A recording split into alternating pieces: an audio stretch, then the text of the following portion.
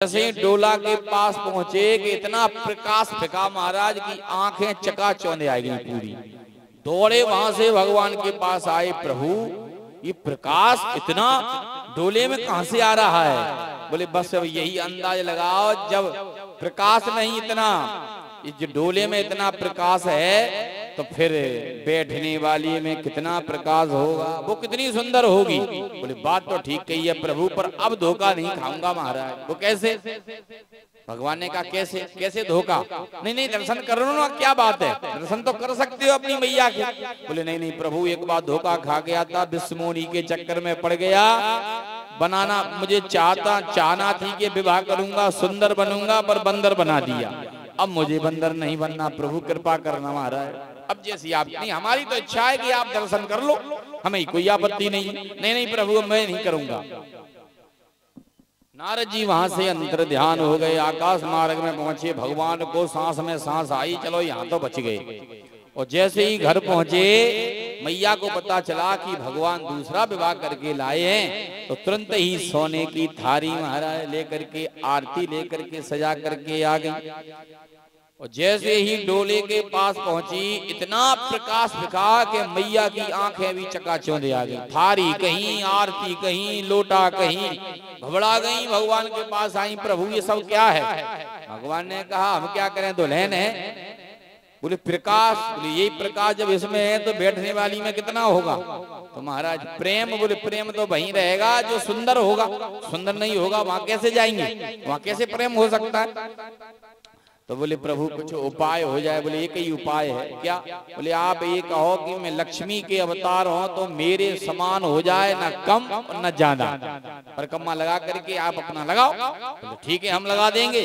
और डोला में ही बैठी बैठी मैया महाराज, तुरंत ही मैया रुक्मिणी गई, जल डाला और परिक्रमा लगा करके कहा कि मैं यदि लक्ष्मी के अवतार हो तो यह इसमें बैठी कन्या बिल्कुल मेरे समान हो जाए, न कम और न ज्यादा।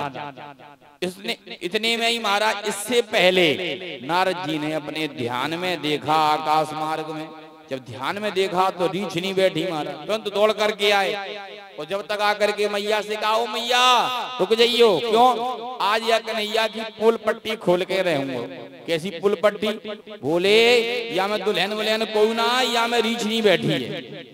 भगवान ने कहा विश्वास नहीं है तो खोल करके देख लो। और पर्दा खोल करके देखा महाराज, तो सर्वांग सुंदर दिव्य कन्या को पाया। नेत्र भरा है भगवान से, बोली प्रभु कि जा पर कृपा श्याम की होई, जा पर कृपा श्याम की होई, ता पर दया करे सब कोई, जा पर कृपा श्याम की होई, ता पर कृपा करे सब कोई। जा पर कृपा करें सब प्रभु, जो आपकी शरण में एक बार आ जाए उसका तो जीवन उद्धार ही हो जाता है। इस प्रकार भगवान के अब कितने विवाह हो गए माताएं? कितने विवाह हो गए? 2। अब जब मणि लाए तो सत्राजित को बुलाया, सत्राजित इधर आ, ले भैया मणि, और पूछ ले, हमारे पास नहीं थी, साथ में प्रमाण पत्र भी लाए हैं कि किन के पास थी। तो जामवंती ने कहा कि हमारे पास थी महाराज मणि। तो ठीक है मणि को ले लिया, लेकिन अब प्रजा को जब पता चला कि द्वारकाधीश पर इसने झूठा आरोप लगाया मणि का, तो अब तो सत्राजित को गाली देने लगे। कुछ लोगों की आदत होती है, कुछ लोग कहने लगे देखो हमने तो पहले ही कहा था कि कृष्ण के पास कोई कमी थोड़ी है भाई, बचपन में भले ही वो चोरी करता था तो क्या हुआ, अब तो सुधर गया, ऐसी बात थोड़ी है। अब वही महाराज माहौल बदल गया, धीरे धीरे तो माहौल बदला, तो अब वही सत्राजित जब कहीं बैठने जाता तो उसी को गाली देती, तुझे शर्म नहीं आई, तूने हमारे भगवान पर आरोप लगाया झूठा, ये किया वो किया। अब वो सुन के उसके कान फटे जाए। वो अपनी पत्नी से बोला, देवी मेरा तो मूड खराब है। क्यों? कि तहां जाता हूं कहीं गालियां मिलती हैं, क्या करूं? पत्नी ने कहा सुनो स्वामी, सबसे बढ़िया उपाय है अपनी बिटिया है सत्यभामा, उसका विवाह भगवान के साथ कर दो, वे बन जाएंगे दामाद, अपन बन जाएंगे सास ससुर, फिर कोई गाली देने वाला नहीं है। बोले बात तो ठीक कही है महाराज। तुरंत ही सत्यभामा का विवाह भगवान के साथ हो गया। कितने विवाह हो गए? जोर से बोलो।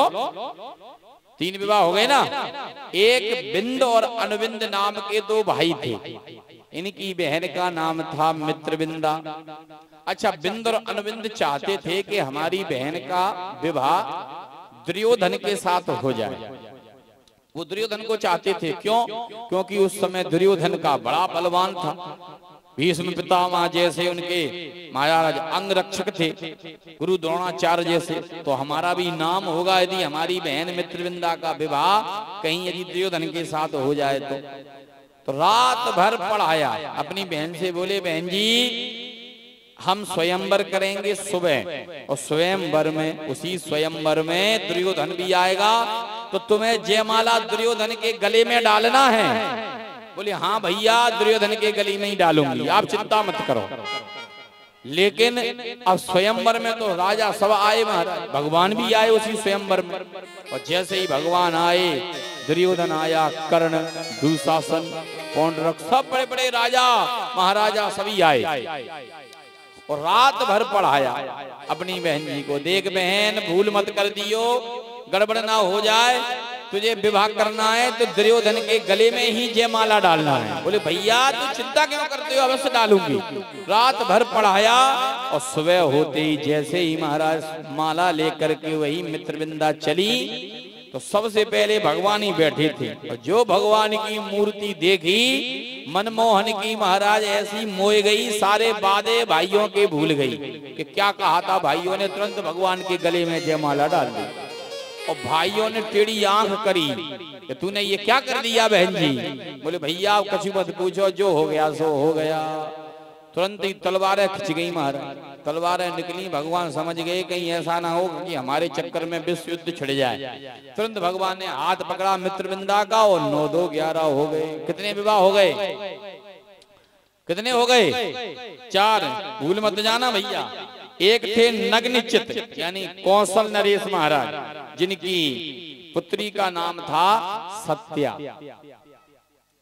नग्नचित्त यानी कौशल नरेश, जिनकी पुत्री का नाम था सत्या। यानी कि एक प्रतिज्ञा थी कि हमारे पास इनके पास एक 7 बैल थे, बड़े तगड़े तगड़े बैल महाराज। जब 7 बैल थे तो उन्होंने ये प्रतिज्ञा ली थी कि एक रस्सी से जो इन बैलों को बांध देगा, एक रस्सी से, तब कहीं जाकर के हम अपनी पुत्री का विवाह करेंगे। तो बड़े बड़े राजा आए और सांड इतने जोरदार थे कि एक एक सींग देते महाराज, तो उनका क्या तो बदई हो जाता या तो देख करके भाग जाते थे। लेकिन भगवान आए और जब भगवान ने अपने 7 रूप बनाए, जैसे ही 7 रूप बना करके एक ही रस्सी में 7 बैलों को बांध दिया यानी नाथ दिया, और सत्या का महाराज विवाह भगवान के साथ हो गया। कितने विवाह हो गए? 5 हो गए कि नहीं? एक महाराज श्रुत कीर्ति नाम की एक मैया थी, श्रुत कीर्ति, उनकी पुत्री का नाम था भद्रा। उनकी ये इच्छा थी कि जो है हमारे भगवान पुत्र बने। पर पुत्र कैसे बन सकते हैं? पुत्र तो मैया देवकी थे जो जन्म लिया, और मैया यशोदा के यहाँ पले, वहां बड़े हुए। लेकिन अब कैसे बन सकते? तो इन्होंने अपनी पुत्री भद्रा का विवाह भगवान के साथ कर दिया, यानी भगवान को ही दामाद बना लिया। तो दामाद भी एक पुत्रवत होता है, वो धर्म का पुत्र होता है। इस प्रकार कितने विवाह हो गए? कितने हो गए? 6 हो गए। ध्यान देते ना महाराज। 7वें विवाह तम बिलोक जना दूरा तेजसा, महाराज 7वें विवाह लक्ष्मण के साथ हुआ, जिन्होंने भगवान जब पहुंचे उनकी प्रतिज्ञा थी कि जो है लक्ष्य भेदन करके जो इस चलती हुई मछली में लक्ष्य भेदन करेगा। तो इस प्रकार जब हम अपनी पुत्री का विवाह उसी के साथ वीर पुरुष के साथ करेंगे। तो भगवान गए, चलती हुई मछली में महाराज तीर मारा। इस प्रकार भगवान का विवाह लक्ष्मणा के साथ हुआ। तो कितने विवाह हो गए? 8 हो गए कि नहीं, कि 7 भये? 7 हुए है ना। एक सबसे पहला विवाह मैया रुक्मिणी के साथ, दूसरा जाम्बती, तीसरा सत्यभामा, चौथा महाराज मित्रविंदा के साथ। और एक बार भगवान साथ में अर्जुन को लेकर के जब दिल्ली घूमने गए, क्योंकि दिल्ली तो भगवान जाते रहते थे इंद्रप्रस्थ, तो अर्जुन को भी साथ में ले जाकर के घूम रहे थे। और जब घूम रहे थे तो उधर से भगवान ने कहा कि अर्जुन से, अर्जुन चलो आज तो जमुना जी के किनारे घूमेंगे। तो बोले चलो प्रभु। तो जमुना जी के किनारे घूम रहे थे, वहीं पर कालिंदी तपस्या कर रही थी, कालिंदी मैया। और जैसे ही तप कर रही थी तो भगवान ने कहा कि मित्र हम थोड़ा बैठ करके ध्यान करेंगे, तुम थोड़ा घूम फिर लो। बोले तो ठीक है घूम लेते हैं प्रभु। अर्जुन घूम रहे थे तो कालिंदी से भेंट हो गई। अर्जुन पहुंच गए, देवी आप कौन हो? बोले मैं कालिंदी हूँ। बोले यहाँ क्या कर रही हो? बोले मैं यहाँ पर द्वारकाधीश का इंतजार कर रही हूँ। कि क्यों? मुझे विवाह जो करना है, केवल मैं उन्हीं के साथ विवाह करूंगी। इस प्रकार भगवान से आकर के अर्जुन ने कहा कि प्रभु आपकी बड़ी जोरदार बृहस्पति चल रही है, इतने विवाह किए तो एक विवाह हमारी मर्जी से कर लो। भगवान ने कहा कर लेंगे।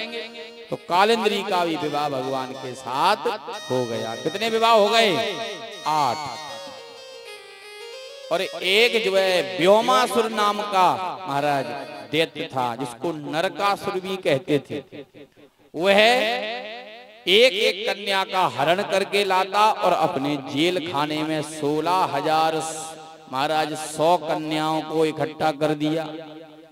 जैसे इकट्ठा किया, सभी कन्याओं ने एक सुर में होकर के भगवान को पुकारा, श्री कृष्ण गोविंद हरे मुरारी, हे नाथ नारायण वासुदेव, श्री कृष्ण गोविंद हरे मुरारी, हे नाथ नारायण वासुदेव।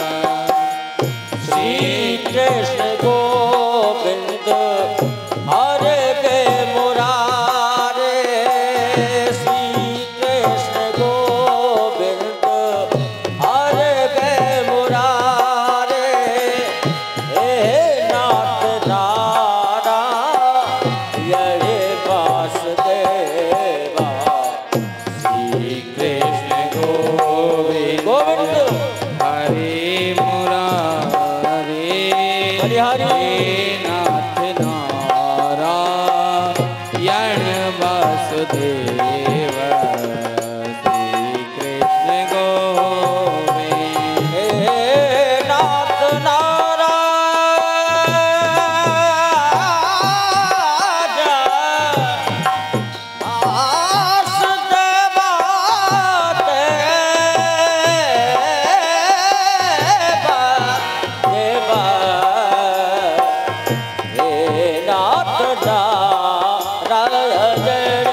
वासुदेवा, हे नाथ नारायण वासुदेवा, हे नाथ नारायण वासुदेवा, हे नाथ नारायण वासुदेवा, हे नाथ नारायण। इस प्रकार सबने महाराज भगवान को पुकारा तो भगवान मैया इधर सत्यभामा को अपने साथ में गरुड़ पर बिठाल करके आक्रमण कर दिया। और जैसे ही आक्रमण किया तो सबसे पहले भगवान ने 3 सिर के मोर नाम के दैत्य को वध किया। जब से भगवान का नाम मुरारी पड़ गया। बोलो मुरारी भगवान की। इस प्रकार प्रभु मुरारी कहलाए। और इसके 7 परकोटा थे। जाकर के भगवान ने भयंकर युद्ध किया। उस युद्ध में उस नरकासुर ने ऐसा तीर चलाया कि भगवान को ही घायल कर दिया। जो घायल किया तो घबरा गई मैया, कोई साथ में बैठी हुई थी गरुड़ पर। तो मैया ने कहा प्रभु इसका वध कर दो। सुदर्शन चक्र को आज्ञा दी, उसका सिर धड़ से अलग हो गया। मां शब्द पुकारा तो मैया के आंचलों से दूध की धार गिरी। महाराज जो दूध की धार गिरी, मां शब्द पुकारा तो हाथ जोड़ करके मैया सत्यभामा ने कहा स्वामी ये सब क्या, मेरा वात्सल्य क्यों उम्र पड़ा? बोले देवी ये आपका ही पुत्र है। मेरा? बोले वो कैसे? क्योंकि आप भूमि पुत्र हो। अब ठीक है, क्योंकि आप जो है भूमि पुत्र हो, आपका ये भूमि पुत्र है क्योंकि आप भूमि के अवतार हो। एक बार जब आपने तपस्या करी तो मेरे से वरदान मांगा कि प्रभु मुझे एक बेटा दे दो। मैंने कहा दिया। आपने कहा अमर कर दो। मैंने कहा देवी अमर तो नहीं कर सकता, पर इतना जरूर कह सकता हूं कि जब तक आप नहीं कहोगी तब तक वध नहीं करूंगा। वो आज आपने कह दिया तो मैंने वध कर दिया। अब तो मैया दुखी हो गई। मैंने अपने ही मुख से अपने ही पुत्र का वध करवा दिया। मैं भी अब जी करके क्या करूंगी? भगवान ने कहा चिंता मत करो, जीव अमर नहीं होता, उसका नाम अमर होता है। तो जो कुंवारी कन्या आजकल वो करती है ना तेसु की पूजा, वो यही है हमारा, जिसकी आज आधी परिक्रमा हो जाती है और ले जाते हैं उठा करके बच्चे। तो यही वरदान दे दिया। बोलिए सद्गुरुदेव भगवान की। इस प्रकार भगवान ने 16,108 विवाह महाराज किए। अब बताइए 16,108 एक कन्हैया के ठाट। सुखदेव जी कहते हैं राजन अब तुम क्या सुनना चाहते हो? बोले गुरुजी जब भगवान के 16,008 विवाह हुए तो पुत्र भी हुए होंगे। और बोले हाँ, एक एक रानी से 10-10 बेटा हुए और एक एक बिटिया। अब 16,108 गुण 10 कितने हो गए? मोबाइल में हिसाब लगा लेना। 1 लाख ऐसे कुछ होंगे, 61,080 ऐसे इतने तो भगवान के बेटा हुए और 16,108 बिटियां हुई महाराज। तो बेटों के भी बेटे हुए। सबसे बड़े बेटा प्रद्युम्न जो कामदेव के अवतार थे उनके बेटा हुआ महाराज अनिरुद्ध। अनिरुद्ध का भी विवाह हुआ। इस प्रकार धीरे धीरे 16,108 की पत्नियों से जब 10-10 बेटा हुए तो इतने पुत्र हो गए महाराज, पौत्र नाती पंती संती के 56 करोड़ यादव हो गए। पूरे 56 करोड़ कहलाए। इतना बड़ा परिवार हो गया हमारा। वो आजकल हम लोगों का अभियान चल रहा है, एक समुदाय है उनका अभियान चल रहा है कि हम 2 हमारे 25, हम 5 हमारे 25। और हम लोगों का चल रहा है कि भैया पहले तो चलता था कि हम 2 हमारे 4 हों, लेकिन अब धीरे धीरे फिर वो भी हम 2 हमारे 2, फिर वो भी कम हो गया, हम 2 हमारा 1। और आजकल तो हमारा 1 चाहे बेटा हो चाहे बेटी, भैया वही बहुत है। पहले तो 2-2 4-4 6-6 भाई होते थे महाराज। तो ये स्थिति यदि बनी रही तो एक ना एक दिन हमें भी अपना घर छोड़ करके बाबा जी बनना पड़ेगा। ध्यान रखना महाराज, युद्ध जैसी स्थितियां बन रही हैं, आगे चल के न जाना क्या होगा। बोलिए सद्गुरुदेव भगवान की। एक बार जब अच्छा एक कथा सुनाए तुम्हें। 17 ने अपनी बिटिया सत्यभामा की सगाई कर दी थी सतधनवा के साथ। किसके साथ? सतधनवा के साथ। लेकिन अब जब मणि का जो प्रसंग हुआ तो 17 ने अपनी बिटिया सत्यभामा का विवाह द्वारकाधीश के साथ कर दिया। लेकिन सगाई तो कर दी थी इससे पहले सतधनवा के साथ। अब उसकी दृष्टि थी, सतधनवा ये चाहता था कि 17 के पास बढ़िया मणि है। अब वो मणि यदि हमें मिल जाएगी और 8 भार जब सोना निकलेगा तो हमारा घर सोने से भर जाएगा। धन बहुत होगा, कोई धन सबको लगता है, बिना धन के कोई रह सकता है क्या? चाहे कम लगे चाहे ज्यादा लगेगा सबको महाराज। जैसे ही अब उसको पता चला कि हमारा विवाह तो नहीं हो पाया, 2-4 लोगों ने कह दिया था पहले कि तू सप्तधनवा के साथ सगाई कर दे, और सप्तधनवा भी चाहता था कि मेरी सगाई सत्यभामा के साथ हो जाए, लेकिन मणि के चक्कर में वो भगवान के साथ में हो गई। तो इसने दुश्मनी बांध ली सत्राजित से महाराज। तो एक बार भगवान गए इंद्रप्रस्थ और रात्रि में आया और चक्कू लेकर के महाराज सत्राजित में रात में ही उसका वध कर दिया। जो रात में उसका वध किया और मणि को छीन लिया, क्योंकि भगवान ने कहा था कि आप हमारे ससुर जी हो, अब एक काम करो, मणि आप अपने पास रखो, हम नहीं रखेंगे। अच्छा, मणि आप रखना और इससे जो धन आए वो द्वारकापुरी में भेजते रहना, ऐसा नियम बना दिया था भगवान ने। तो मणि थी सत्राजित के पास, सतधनवा आया, उसने सत्राजित का वध किया और मणि को छीन लिया, मणि को ले लिया। पता चला मैया को, सत्यभामा को, कि हमारे पिताजी का वध कर दिया और भगवान वहां है। तो पत्र लिख दिया। पत्र में लिखा, भगवान ने पत्र पढ़ा तो लिखा हुआ था कि तुम यहाँ पर आकर के अपने यानी अर्जुन के साथ आनंद ले रहे हो और हमारे पिताजी का वध कर दिया। तो भगवान ने कहा हम आ रहे हैं। तो तुरंत भगवान वे ही पैर लौट करके आए और भगवान ने घोषणा कर दी कि जिन्होंने हमारे ससुर जी का वध किया है उसको हम छोड़ेंगे नहीं, हम उसको मृत्यु दंड देंगे। अब महाराज जब भगवान ने प्रतिज्ञा ली है तो वही सतधनवा घबरा गया कि अब क्या होगा। जब भगवान ने प्रतिज्ञा ले ली तो अब हमको कौन बचा सकता है। तो तुरंत ही अक्रूर जी के पास पहुंच गया, अक्रूर जी अब हमें आप ही बचाइए। अब अक्रूर जी का भी लालच बढ़ गया महाराज। अक्रूर जी भगवान के परम भक्त थे। अक्रूर जी जो मंत्री थे इनके, तो जैसे ही मंत्री थे तो अक्रूर जी का लालच बढ़ा। अक्रूर जी ने कहा एक काम कर, तू भाग जा और मणि हमें दे जा। तो मणि ले ली अक्रूर जी ने और उनको भगा दिया। किनको? सतधनवा को। बोले एक काम करना, तू यहाँ से देश को छोड़ करके ही भाग जा कहीं दूर। बोले ठीक है भाग जाऊंगा। वो भाग गया। गुप्तचरों ने भगवान से कहा कि प्रभु सतधनवा तुम्हारे ससुर जी का वध करके आजकल हमने जनकपुर की सीमा में देखा है। अच्छा, तो भगवान ने रथ पर बैठ करके दाऊ भैया और भगवान कृष्ण दोनों ने जाकर के जैसे ही पहुंचे जनकपुर में तो सतधनवा को देख लिया। भगवान ने आवाज लगाई, ओ सतधनवा रुक जा, नहीं तो आज तेरे प्राण बचेंगे नहीं। घबरा गया।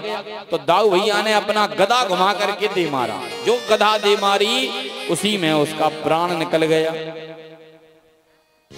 और जैसे ही प्राण निकला तो दाऊ भैया ने रथ पर बैठे बैठे कहा, कन्हैया जा जल्दी, तू देख के यहाँ मणि कहाँ है। अब मणि तो थी नहीं, मणि तो अक्रूर जी के पास थी। और जैसे ही अक्रूर जी के पास थी भगवान गए कहाँ? बोले उस सतधनवा के पास। तो टटोल करके शरीर देखा तो मणि तो थी नहीं। तो दाऊ भैया से भगवान ने कह दिया, दाऊ भैया मणि तो है नहीं, मणि नहीं है तो मणि कहाँ चली गई? बोले पता नहीं है। अब दाऊ भैया को वहां शंका हो गई महाराज। दाऊ भैया के मन में विचार आया कि कृष्ण ने मणि हमसे छुपा ली। अब बताइए इस धन के चक्कर में, क्योंकि वह मणि 8 भार सोना देती थी महाराज रोजाना, इतना सोना नित्य प्रतिदिन देती थी। तो दाऊ भैया को लगा कि ये मणि को छुपा लिया गया है, कन्हैया हमें बता नहीं रहा है, हमसे कपट कर रहा है। तो दाऊ भैया ने विचार किया अब हम द्वारकापुरी नहीं जाएंगे, जनकपुर में रह गए। देखो जिस भैया से जिस किसी से भी मन मुटाव हो जाए, यदि भगवान श्री सुखदेव जी कहते हैं राजन, यदि किसी के साथ आपका मन मुटाव हो जाए तो थोड़ा दूरियां बना लेनी चाहिए। तो दाऊ भैया कहाँ रुक गए? सीधे पहुंचे जनकपुर में। बोले हम तो अब यहीं रहेंगे। कन्हैया तू जा भैया, हम तेरे साथ नहीं जाएंगे। भगवान अकेले द्वारकापुरी भाग आए और दाऊ भैया जो है रुक गए जनकपुर में। मैया रुक्मिणी ने पूछा, प्रभु क्या बात है, दाऊ भैया क्यों नहीं आए? बोले दाऊ भैया हम पे शंका कर रहे हैं कि मणि कृष्ण ने चुरा ली है, कृष्ण के पास मणि है। मणि कृष्ण के पास है? बोले हाँ, और मणि हमारे पास नहीं है, मणि तो और कहीं है। अब इधर महाराज अक्रूर जी ने जब मणि को ले लिया तो मणि का तो काम था 8 भार सोना देना रोजाना, वो रोजाना देती थी सोना। तो उनका घर यानी मकान जो था कमरा, वो पूरा कमरा ही सोने से भर गया। तो उन्होंने विचार किया अब मैं क्या करूं? तो तुरंत ही महाराज वे ही अक्रूर जी भगवान से बोले, बोले प्रभु एक बात कहूं क्या? बोले दुनिया सब घूमने जाते हैं, थोड़ा हम भी घूमने चले जाएं। बोले कहाँ जाओगे? बोले हम थोड़ा काशी जा रहे हैं भगवान भोले बाबा की नगरी में। तो बोले चले जाओ। अक्रूर जी ने अपनी मणि ली, धीरे से दबाई महाराज पुटैया में, और वहां से 9 2 11 हो गए। काशी में पहुंचे। काशी में पहुंचे तो काशी में बड़ा भव्य स्वागत किया अक्रूर जी का। जैसे ही स्वागत हुआ, लेकिन मणि की तो वही विशेषता थी, रोजाना 8 भार सोना देती थी। 2-4 महीने रुके तो 2-4 महीने में महाराज अनेक सोना ही सोना हो गया। इतना सोना हो गया कि अब वो काशी में भी कमरे में ना बने। जब ना बने तो अब क्या किया जाए? तो अक्रूर जी ने विचार किया एक काम करें, अब तो बढ़िया भंडारे चालू करता हूँ महाराज, और जो ब्राह्मण संत आवे और जो भी आए महाराज उसको खूब लुटाएं और खूब भंडारा करें। बढ़िया से बढ़िया भंडारा चालू कर दिया।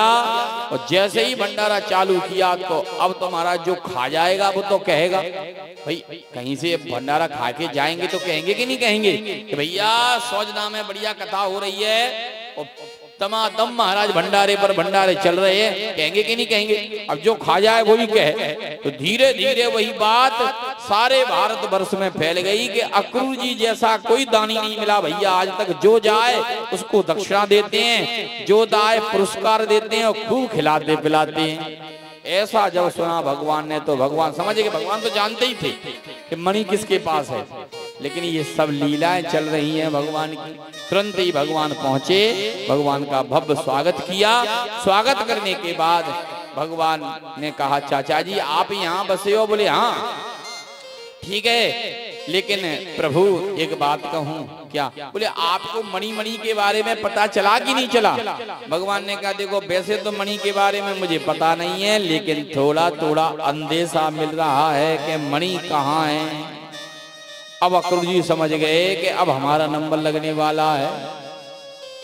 तो प्रभु क्या करोगे? मणि नहीं मिलेगी? तो बोले नहीं मिलेगी तो कोई बात नहीं है, राजी से दे दोगे तो कोई बात नहीं है, लेकिन राजी से यदि हमारे पास मणि नहीं आई तो टेढ़ी उंगली करनी पड़ेगी। अब अक्रूर जी समझ गए कि कुछ करने वाले हैं प्रभु। तो तुरंत ही मणि लाए और भगवान के हाथ में दे दी। प्रभु ये मणि हमारे पास थी, ये समारोह। तो भगवान ने कहा कि तुम्हें पता है इस मणि के चक्कर में हमारे दाऊ भैया हमसे शंका कर रहे हैं, क्योंकि महाराज ये धन ऐसा है कि धन आदमी की बुद्धि को ही हर लेता है। धन ही 15 प्रकार के अनर्थ लेकर के आता है महाराज।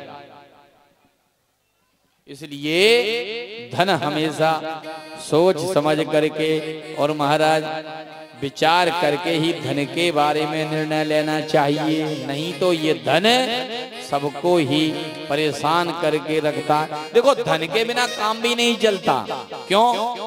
कि तात कहे मेरो पूते कपूत, पैसा नहीं कमाओगे तो पिताजी भी ये कहेंगे कि ये पूत नहीं है कपूत है, कहेंगे कि नहीं? घर पड़े रहोगे तो यही कहेंगे कि ताते कहे मेरो पूते कपूत, और भाई कहे मेरो बंधु दुखदाई है, और पत्नी कहे या निठल्लू के पाले पड़ी, और सास कहे ये कहाँ को जमाई है। कोई नहीं पूछने वाला महाराज कि पैसा पास यार पास, पैसा पास भगनी पास, पैसा बिन देव नहीं करते सहाय है। और कहते गरीब दास पैसा तुम राखो पास। और पैसा बिन मुर्दे ने लकड़ी भी नहीं पाई है। तो बताइए बिना पैसे के काम चल सकता है क्या संसार में? इसलिए धन तो सबको चाहिए। बोलिए सद्गुरुदेव भगवान की।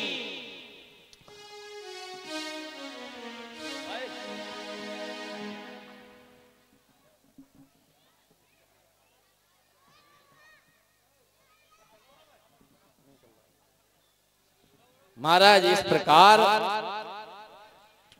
मणि प्रसंग से श्री सुखदेव जी कहते हैं राजन कि जब कृष्ण और बलराम जैसे दोनों भाइयों में मन मुटाव हो सकता है तो हम तुम कौन लग सकते हैं। जब अक्रू जी को साथ में ले गए जनकपुर में दाऊ भैया के पास, दाऊ भैया से कहा दाऊ भैया ये मणि हमारे पास नहीं थी, मणि तो अक्रू जी के पास थी। बोलिए भागवत भगवान की। इस प्रकार सुखदेव जी कहते हैं राजन भगवान की अनेकों कथा है। एक बार सभी बच्चे आ गए भगवान के पास और भगवान से बोले प्रभु दादाजी कहीं घूमने चलो। भगवान ने कहा कहाँ जाओगे? बोले आपके साथ घूमेंगे, थोड़ा आएंगे और अच्छा रहेगा।